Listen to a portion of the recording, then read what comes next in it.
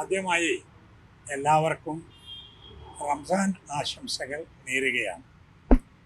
ഇന്ന് ഇങ്ങനെ നിങ്ങളോട് സംസാരിക്കാനുള്ള കാരണം നമ്മുടെ സംസ്ഥാനത്ത് സർക്കാർ കൊണ്ടുവരുന്ന മദ്യനയം വളരെ ക്രൂരവും വളരെ അപകടകരവുമാണ് എന്നത് ബോധ്യപ്പെടുത്താനാണ്. ഇന്ന് മലബാർ മിസ്റ്ററി എന്ന പേരിൽ സർക്കാരിൻ്റെ മേൽനോട്ടത്തിലുള്ള ഡിസ്റ്റിലറിയിൽ നിന്ന് പുതിയ മദ്യം പുറത്തു വരും എന്ന് വാർത്ത ഉണ്ടായിരുന്നു. വമ്പിച്ച എതിർപ്പുകളുണ്ടായി. ഇപ്പോൾ പാലക്കാട്ട് മദ്യ നിരോധന സമിതിയുടെ നേതൃത്വത്തിൽ സമരവും പ്രകടനങ്ങളും നടക്കുകയാണ്. ആശ്വാസകരമായ ഒരു കാര്യം, വമ്പിച്ച എതിർപ്പുകൾ വന്നതിൻ്റെ അടിസ്ഥാനത്തിൽ സർക്കാർ മലബാർ മിസ്റ്ററി എന്നത് മാറ്റി മറ്റൊരു പേര് സ്വീകരിച്ചിട്ടുണ്ട്. അത് വളരെ ആശ്വാസകരമാണ്, സ്വാഗതാർഹമാണ്. അതോടൊപ്പം പറയാനുള്ളത്, ജനാധിപത്യം എന്ന് പറഞ്ഞാൽ ജനങ്ങളുടെ ഹിതമനുസരിച്ച് ഭരണം നടത്തണം. ജനങ്ങളുടെ ഹിതം തീരുമാനിക്കുന്നത് ഇലക്ഷനിലൂടെയാണ്. ഇടതുപക്ഷ സർക്കാർ, ഇടതുപക്ഷ മുന്നണി ജനങ്ങൾക്ക് നൽകിയിട്ടുള്ള പ്രകടന പത്രികയിൽ ഈ സംസ്ഥാനത്ത് മദ്യത്തിൻ്റെ ലഭ്യത കുറക്കും എന്ന് പറഞ്ഞിട്ടുണ്ട്. പുതുതായി മദ്യഷാപ്പുകൾ തുറക്കുകയില്ല എന്ന് പറഞ്ഞിട്ടുണ്ട്. മദ്യഷാപ്പുകളല്ല, വിദ്യാലയങ്ങളാണ് ഞങ്ങൾ തുറക്കുക എന്ന് പറഞ്ഞിട്ടുണ്ട്.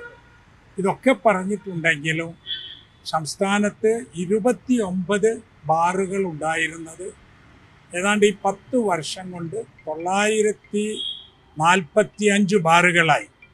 അപ്പം പ്രകടന പത്രിക ലംഘിച്ചു. ജനഹിതം അത് തള്ളിക്കളയുകയും ചെയ്തു. ഇത് ജനാധിപത്യ വിരുദ്ധമാണ്. സർക്കാർ മദ്യനയം മാറ്റണമെന്നാണ് ആവശ്യപ്പെടാനുള്ളത്. സർക്കാർ എന്തിനാണ് ഇങ്ങനെ മദ്യം ഒഴുക്കുന്നത് എന്ന് നമുക്ക് മനസ്സിലാവുന്നില്ല. അപ്പോൾ ഈ കഴിഞ്ഞ ആഴ്ചയിലാണ് 2 മണിക്കൂർ നേരം ഒരു ദിവസം ബാറുകൾ കൂടുതൽ സമയം പ്രവർത്തിക്കാൻ അനുവാദം കൊടുത്തു. അതാവട്ടെ നിയമസഭയിലോ മന്ത്രിസഭയിലോ ചർച്ച ചെയ്യാതെ പെട്ടെന്നെടുത്തൊരു തീരുമാനമാണ്. ഇത്തരം കാര്യങ്ങളെക്കുറിച്ച് സർക്കാർ നൽകുന്ന വിശദീകരണം ഇത് ടൂറിസത്തിൻ്റെ ഭാഗമാണ്, ടൂറിസ്റ്റുകളെ ആകർഷിക്കാനാണ് എന്നൊക്കെയാണ്. പക്ഷെ സർക്കാർ മനസ്സിലാക്കേണ്ടത്, കേരളത്തിൽ ജനതയ്ക്കാണ് ടൂറിസ്റ്റുകളെക്കാൾ സർക്കാർ പ്രാധാന്യം കൊടുക്കേണ്ടത്. മദ്യപാനം കൊണ്ട് കഷ്ടപ്പെടുന്ന, കുടുംബ കലഹങ്ങൾ ഉണ്ടാകുന്ന, രോഗം പിടിപെടുന്ന, ആക്സിഡൻറ്റുകൾ ഉണ്ടാകുന്ന ഒരവസ്ഥയാണ് നിലവിൽ. സർക്കാരിന് ലഭിക്കുന്ന റവന്യൂ ഇവിടെയുള്ള മദ്യം മൂലം സർക്കാരിനുണ്ടാകുന്ന നഷ്ടത്തെക്കാൾ മേലെയല്ല. ചികിത്സക്കും കേസുകൾക്കും പ്രശ്നങ്ങൾ തീർക്കാനും മറ്റു കാര്യങ്ങൾക്കുമായി ചെലവ് വരുന്നത് വലിയ തുകയാണ്. അപ്പോൾ മലപ്പുറം കലക്ട്രേറ്റിൻ്റെ മുമ്പിൽ 914 ദിവസം സംസ്ഥാന മദ്യനിരോധന സമിതി സമരം നടത്തി. 3 ആവശ്യങ്ങളാണ് അവർ പറഞ്ഞത്. ഞാൻ അതിൻ്റെ സംസ്ഥാനതല രക്ഷാധികാരികളിൽ ഒരാളാണ്. വേറെയും വിവിധ മതങ്ങളിൽപ്പെട്ട പണ്ഡിതന്മാരും മത നേതാക്കളും അതിൻ്റെ രക്ഷാധികാരികളായിട്ടുണ്ട്. ആ സമരം ആദ്യം മുതൽ അവസാനം വരെ അവർ പറഞ്ഞത് 3 കാര്യങ്ങളാണ്. ഒന്ന്, മദ്യഷാപ്പുകൾ തുടങ്ങാനുള്ള അധികാരം ഗ്രാമപഞ്ചായത്തുകൾക്കും കോർപ്പറേഷനുകൾക്കുമൊക്കെയുള്ള അധികാരം ഈ സർക്കാരാണ് എടുത്തു കളഞ്ഞത്. അനുവാദം നൽകണമോ വേണ്ടയോ എന്ന് അത് തിരിച്ചു കൊടുക്കണം. ത്രിതല പഞ്ചായത്തുകൾക്കുള്ള ആ അധികാരം തിരിച്ചു കൊടുക്കണം. രണ്ടാമത്തെ കാര്യം, പുതുതായി സംസ്ഥാനത്ത് മദ്യഷാപ്പുകൾ പുതുതായി തുടങ്ങരുത്, ലഭ്യത കുറച്ചു കൊണ്ടുവരണം എന്നതാണ്. മൂന്നാമത്തെ ആവശ്യം, പാഠപുസ്തകങ്ങളിൽ മദ്യത്തിനെതിരെ ഉള്ള ബോധവൽക്കരണം, പാഠങ്ങൾ ഉണ്ടാവണം. 914 ദിവസം മദ്യനിരോധ സമിതിയുടെ നേതാക്കളായ ഈയച്ചേരി കുഞ്ഞികൃഷ്ണൻ മാഷും പ്രൊഫസർ രവീന്ദ്രനും പത്മിനി ടീച്ചറും നർഗീസ് ടീച്ചറും ചിന്നമ്മ ടീച്ചറും ഇതുപോലെ ഒരുപാട് ആയിരക്കണക്കിന് ആളുകൾ അവിടെ സമരം ചെയ്തിട്ട് അവിടെ വന്ന് നോക്കുക പോലും സർക്കാരിൻ്റെ ഭാഗത്ത് നിന്ന് ആരും ചെയ്തിട്ടില്ല. അതും വളരെ ക്രൂരമാണ്. ഇതാണ് എനിക്കിന്ന് നിങ്ങളോട് പറയാനുള്ള പ്രധാനപ്പെട്ട കാര്യം. ഈ കേരള സ്റ്റോറിയുടെ കാര്യത്തിൽ KNMന്റെ നിലപാടുണ്ട്. കേരള സ്റ്റോറിയുടെ കാര്യത്തിൽ കേരളത്തിൽ എല്ലാവർക്കും ഒരേ നിലപാടേ ഉള്ളൂ. നമ്മൾ നേരത്തെ ഇവിടെ വെച്ച് തന്നെ അതിനെക്കുറിച്ച് പറഞ്ഞതാണ്. കേരള സ്റ്റോറി 1-ാം ഭാഗം വന്നപ്പോൾ ഇല്ലാത്ത കഥകളാണ് അതിൽ പറയുന്നത്. ഇപ്പോൾ അതിൻ്റെ ട്രെയിലറിൽ കാണാൻ കഴിയുന്നത് കേരളത്തിലെ ഒരു മുസ്ലിം സ്ത്രീ മുസ്ലിം അല്ലാത്ത ഒരു പെൺകുട്ടിയുടെ വായിൽ ബീഫ് കുത്തിക്കയറ്റുന്ന, ബീഫ് തിന്നാൻ നിർബന്ധിക്കുന്ന ചിത്രങ്ങളാണ്. ഇത് കേരളത്തിൽ അങ്ങനെ ഒരു അനുഭവം ഉണ്ടായിട്ടില്ല, ഉണ്ടാവുകയുമില്ല. കേരളത്തിൽ എല്ലാവരും ബീഫ് കഴിക്കുന്നുണ്ട്. എല്ലാ വിഭാഗത്തിലും പെട്ട ആളുകൾ ബീഫ് കഴിക്കാത്തവരുമുണ്ട്. അത് കഴിക്കുന്നവർ കഴിക്കുക, കഴിക്കാത്തവർ കഴിക്കാതിരിക്കുക എന്നല്ലാതെ കഴിക്കുന്നവരെ അതിൽ നിന്ന് പിന്തിരിപ്പിക്കാനോ കഴിക്കാത്തവരെ ബീഫ് നിർബന്ധിച്ച് കഴിപ്പിക്കാനോ ഇവിടെ ആരും ശ്രമിച്ചിട്ടില്ല. ഈ ഇത്തരം സിനിമകൾ ഉണ്ടാക്കുന്ന ആളുകൾ കേരളത്തിൽ വന്ന് നമ്മോടൊപ്പം താമസിച്ച് കാര്യം മനസ്സിലാക്കുകയാണ് വേണ്ടത്. അതിൻ്റെ 1-ാം ഭാഗത്തിന് അവാർഡ് കിട്ടി. ഇനി 2-ാം ഭാഗം വരുമ്പോഴും അതിന് അവാർഡ് കിട്ടും. അവാർഡിന് ജൂറി അതിന് ചില നിബന്ധനകൾ നോക്കിയിട്ടല്ലേ കൊടുക്കുക. അതായത് സിനിമയുടെ മൂല്യം, സിനിമയുടെ പാഠം, സിനിമ നൽകുന്ന സന്ദേശം, അതിൻ്റെ ഇമ്പാക്റ്റ്, ഉണ്ടാകാൻ പോകുന്ന ഇമ്പാക്റ്റ്, ഇങ്ങനെ ഒന്നുമില്ലാതെ ഇപ്പോൾ കലാകാരന്മാരും സിനിമാ സംവിധായകന്മാരും പോലും പലരും പറയുന്നത് ഒന്നിനും കൊള്ളാത്ത കളവുകൾ മാത്രമുള്ള കഥയാണ് ഈ കേരള സ്റ്റോറിയിൽ വരുന്നത് എന്നാണ്. നമ്മുടെ ഭരണകക്ഷിയിലും പ്രതിപക്ഷത്തിലുമുള്ള വളരെ വലിയ നേതാക്കന്മാരും അതുപോലെ തന്നെ സാംസ്കാരിക രംഗത്തുള്ളവരും ഈ സിനിമ വളരെ മോശമാണ്, ചെയ്യാൻ പാടില്ലാത്തതാണ്, കേരളത്തിലെ ജനങ്ങളെ തമ്മിലടിപ്പിച്ച് നശിപ്പിക്കാനാണ് എന്നാണ് പറഞ്ഞിട്ടുള്ളത്. അത് തന്നെയാണ് നമുക്കും സൂചിപ്പിക്കാനുള്ളത്. പക്ഷേ ഇതിലുമുള്ള ഒരു സങ്കടം, സിനിമാ രംഗത്തുള്ള പ്രമുഖർ, സിനിമാ രംഗത്തുള്ള സംഘടനകൾ അവർ ഗുരുതരമായ മൗനം പാലിക്കുന്നു എന്നതാണ്. അതും ഭയപ്പെടുത്തുന്ന ഒരു കാര്യമാണ്. അതുകൊണ്ട് ഈ സിനിമ വരാൻ പാടില്ല എന്ന കേരളത്തിലെ എല്ലാ ജാതി മതസ്ഥരുടെയും എല്ലാ രാഷ്ട്രീയക്കാരുടെയും അഭിപ്രായം തന്നെയാണ് നമുക്കും പറയാനുള്ളത്. അല്ല, അതൊക്കെ ആവശ്യമാണ്. അതായത് ബോധവൽക്കരണം വേണം, കോടതിയിൽ പോകണം, രാഷ്ട്രീയമായി നേരിടണം, നിയമത്തിൻ്റെ വഴി നോക്കണം. കാരണം നമുക്കിവിടെ ശാന്തമായി ജീവിക്കണ്ടേ. എത്ര നല്ല കേരളമാണ്. നമ്മൾ പറയുന്നത് ഗോഡ്സ് ഓൺ കൺട്രി എന്നാണ്. കേരളത്തിൽ അങ്ങനത്തെ പ്രശ്നങ്ങളൊന്നുമില്ലല്ലോ. ഒരു നവോത്ഥാനം മൂലം വളർന്നു വന്ന ഒരു പ്രദേശമല്ലേ ഇത്. ഇത് വീണ്ടും വർഗീയതയും വിഭാഗീയതയും മതത്തിൻ്റെ പേരിലുള്ള അകൽച്ചയും ഉണ്ടാക്കിയിട്ട് ആർക്കാണ് അതിൻ്റെ ഗുണം? ആർക്കും അതിൻ്റെ ഗുണം കിട്ടുകയില്ല എന്നത് ഉറപ്പാണ്. പ്രധാനമന്ത്രി കാണാൻ പോയ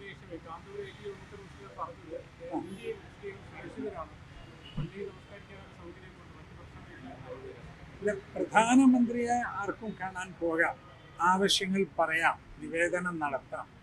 പക്ഷേ അത് സാധിക്കുന്നതിന് വേണ്ടിയോ ഭാവിയിലേക്കോ വേണ്ടി ഇന്ത്യ രാജ്യത്ത് മുസ്ലിങ്ങൾ സുരക്ഷിതരാണ് എന്ന് പ്രസ്താവന നടത്തിയത് അത് ശരിയല്ല. രാജ്യത്ത് ഒരുപാട് പ്രശ്നങ്ങളുണ്ട്. ഓരോ സംസ്ഥാനത്തും വ്യത്യസ്തമായ അനുഭവങ്ങളുണ്ട്. ഒന്ന് ഉറപ്പിച്ചു പറയാം, നമ്മുടെ രാജ്യത്തിൻ്റെ പല ഭാഗങ്ങളിലും മുസ്ലിങ്ങളും മറ്റ് ന്യൂനപക്ഷങ്ങളിൽപ്പെട്ട ആളുകളും പിന്നോക്കക്കാരും വളരെയധികം പ്രയാസപ്പെടുന്നുണ്ട്. ഇപ്പം 2 വർഷം മുമ്പ് മണിപ്പൂരിൽ ഉണ്ടായ കലാപത്തിൽ അവിടുത്തെ ക്രൈസ്തവ സഹോദരങ്ങളാണ് ഏറ്റവും കൂടുതൽ പ്രയാസപ്പെട്ടത്.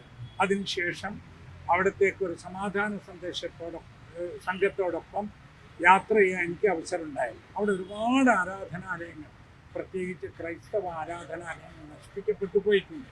മുസ്ലിങ്ങളെ സംബന്ധിച്ചിടത്തോളം എന്ന് നമുക്കറിയാം, ഇപ്പോൾ ആസാമിൽ മുഖ്യമന്ത്രി തന്നെയാണ് ബംഗാളി ഭാഷ സംസാരിക്കുന്ന ആളുകൾ അവർ മുസ്ലിങ്ങളാണ് എന്നതുകൊണ്ട് ഈ രാജ്യത്ത് നിന്ന്, നമ്മുടെ സംസ്ഥാനത്ത് നിന്ന് അവർ പുറത്താക്കണമെന്ന് പറഞ്ഞത്.